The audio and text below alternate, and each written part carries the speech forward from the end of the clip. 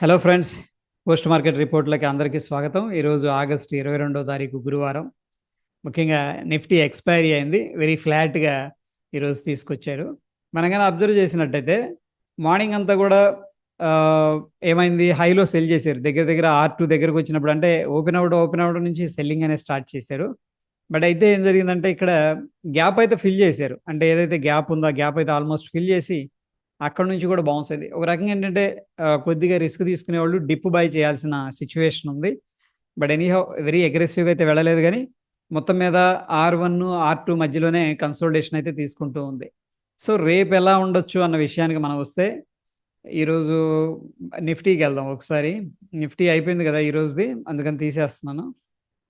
So చూడండి, మనకి టోటల్గా నేను సెలెక్ట్ ఆల్ తీసుకుంటే ఇక్కడ 25,000 దగ్గర కొద్దిగా రెసిస్టెన్స్ అనేది కనపడుతుంది.